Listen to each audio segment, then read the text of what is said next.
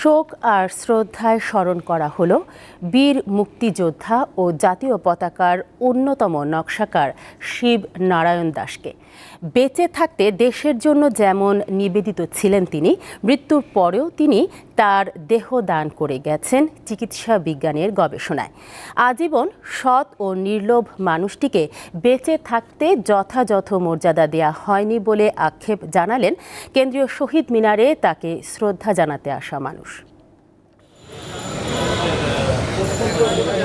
মুক্তিযুদ্ধের সংগঠক, বীর মুক্তিযোদ্ধা, শহীদের সন্তান কিংবা জাতীয় পতাকার প্রথম নকশাকার, এমন অনেক পরিচয়ে পরিচিত শিবনারায়ণ দাস। শুক্রবার তাঁর মৃত্যুর পর শনিবার শেষ শ্রদ্ধা জানাতে কেন্দ্রীয় শহীদ মিনারে আনা হয় মরদেহ।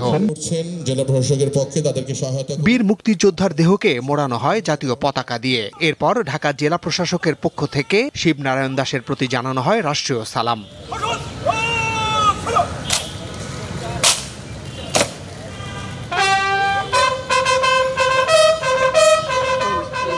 সম্মিলিত সাংস্কৃতিক জোটের আয়োজনে সকাল 11টায় শুরু হয় তাকে শ্রদ্ধা জানানোর আনুষ্ঠানিকতা। আওয়ামী লীগের পক্ষে সভাপতি মণ্ডলীর সদস্য আব্দুর রাজ্জাকের নেতৃত্বে প্রতিনিধি দল শিবনারায়ণ দাসের মরদেহে ফুলেল শ্রদ্ধা জানান।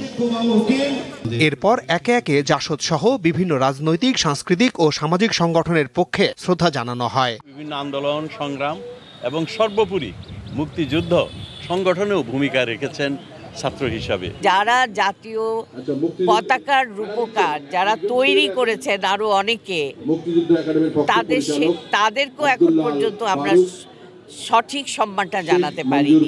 বাংলাদেশ যতদিন থাকবে, পতাকা যতদিন থাকবে, ততদিন শিবনারায়ণ দাসের নাম থাকবে। স্বজনরা জানান, আজীবন লোভ ও প্রচার থেকে দূরে ছিলেন শিবনারায়ণ দাস। মনে প্রাণে চাইতেন একটি উদার ও অসাম্প্রদায়িক বাংলাদেশ। পারলাম না বাঁচিয়ে রাখতে, এটাই আমার একটা আক্ষেপ। কিন্তু সরকার থেকে বেসরকারি, সরকারি সবাই সাহায্য করতে চেয়েছে, কিন্তু সাহায্য নিল আর নিল না, চলে গেল। দেহটাও দান করে গেল, চক্ষু দান করে গেছে। শিবনারায়ণ দাস তাঁর চোখ, সন্ধানীতে এবং দেহ বঙ্গবন্ধু শেখ মুজিব মেডিকেল বিশ্ববিদ্যালয়ে দান করে গেছেন। মাহমুদ শাওন, দীপ্ত সংবাদ, ঢাকা।